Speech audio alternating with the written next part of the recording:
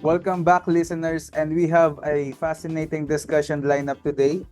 We are exploring the intersection of globalization and subculture here in the Philippines, a country where traditional values are meeting global trends in ways that create a rich and dynamic cultural landscape. That's right, Rain. And while many people associate the Philippines with its tourist attractions, katulad ng mga beautiful beaches, historic landmarks, delicious food, we are going deeper. We're diving into the heart of Filipino society, where something exciting is happening. A blending of local and global influences that shape everything from music to fashion and even the way people work. And here's the interesting part. Mag-start tayo with something you wouldn't expect to be a cultural force, which is the BPO industry. Kasi di ba pag sinabi nating culture, hindi nyo agad may isip yung BPO industry. But these centers of international communication are actually vibrant representation of cultural exchange. Who would have thought, di ba, that answering customer service calls or handling back-end tasks could be so transformative? Exactly. And also, the Philippines is a global powerhouse when it comes to BPOs. So imagine nyo to, hundreds of thousands of Filipinos interacting daily with clients from around the world. So let's say, for example, US, Australia, or Europe. So every phone call, email, or even video meetings, it's a moment of cultural exchange. Correct. At hindi lang ito one-way street. It's not just Filipinos absorbing global trends. Mayroong cultural give and take na nangyayari. Filipinos are learning slang, fashion trends, and even business practices all the way from the West. But they are also sharing their own culture, values katulad ng pakikisama, paggalang, and a strong work ethic. I agree. Kasi it's this fusion that creates something unique naman. Imagine a Filipino customer service agent using a Western business language. Pero kasi nakikita mo pa rin yung paggalang sa pagsasalita nila eh, pag may kausap din eh. Di ba, Rain? Oh, tama. And it really is a two-way street, honey. And globalization at its best, it's not just about the West imposing its culture on the rest of the world. Pwede rin siyang maging dynamic interplay of ideas, practices, and even emotions. And that's shaping both Filipino society and the companies that employ them. Tama, Rain. Ngayon, let's take this cultural exchange at i-apply natin to sa mga subcultures dito sa Pilipinas. We're talking about youth movements, lifestyle choices, at alternative communities. Some examples na na-encounter natin include groups like emos, gangsters, yung LGBTQ community, at ang mga kikays, all adapting and blending global influences into something distinctly Filipino. I actually think that subcultures in the Philippines are fascinating kasi they're not just copies of global trends. They take elements from abroad and filter them through a local cultural lens. Like for example, let's talk about the gangsters. Pag sinabi kasi nating gangsters, unang pumapasok agad sa isip natin, US, hip-hop culture, ganyan. And yes, there's a lot of inspiration na nanggagaling doon. Pero Filipino gangsters have their own twist. They blend hip hop aesthetics with Filipino identity, creating something unique and madalas talaga nagre-reflect ng local struggles and stories ng mga Pinoy. Tama, exactly. And also what's particularly interesting is how these subcultures allow individuals to express their own identities. Let's say for example, yung LGBTQ plus community. Sa group na yon, meron pang wide range of expressions. And by wide range of expressions, may sarili-sarili pa silang grupo. Let's say for example, yung flamboyant na budding or body gays who fully embrace Western LGBTQ plus culture.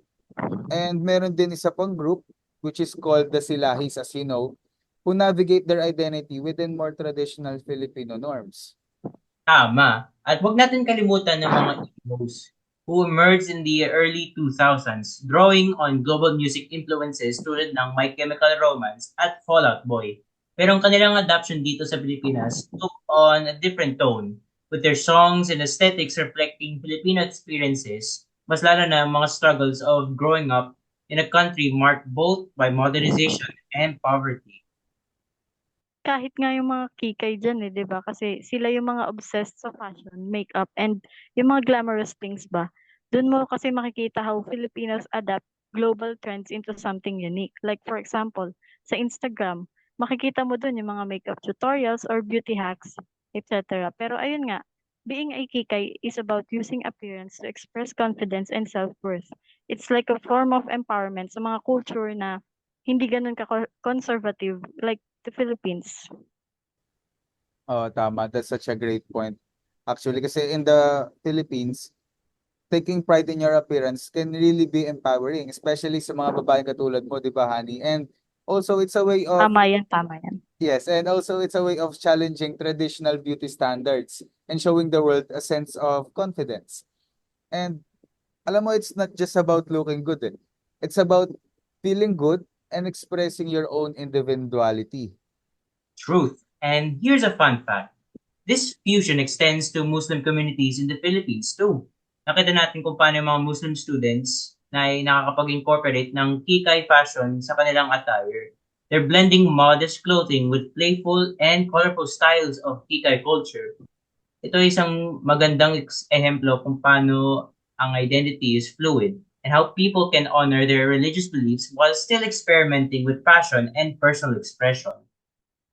That's exactly why the cultural landscape dito sa Pinas is so vibrant and ever evolving. Kasi nagbe-blend yung tradition and modernity kahit saan mga bagay.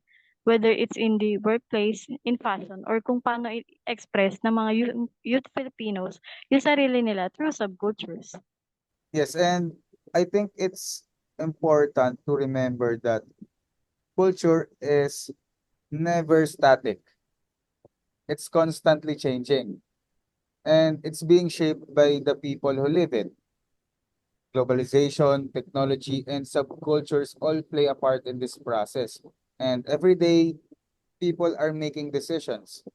Kung anong susuotin, kung saan makikinig, kung paano tayo magsasalita, it all contributes to this evolving cultural tapestry. Correct. Kaya mga listeners, as you go about your day, take a moment to think about the cultural blends you encounter. Maybe it's the music you listen to, which might be a fusion of global genres and local sounds. O baka kaya ito yung mga damit na sinusuot nyo. A blend of international brands at ang Filipino style. Or kahit yung mga pagkain, 'di ba? Let's not forget how much Filipino cuisine has been influenced by global trends. Parang pinagsama-samang pagkain from a different countries din. And also traditional Filipino flavors is being reimagined in exciting new ways. Absolutely. And every element of our everyday lives has a story behind it and a cultural journey that reflects the world we live in today. So, para siya nagiging intersection of the local and the global, the traditional and the modern, that makes our world so rich. That's right, Rain. So, whether you're walking through a bustling city like Manila o nagtatrabaho ka sa BPO, remember that you are part of this global conversation. Culture is all around us, constantly being shaped, challenged, and reinvented.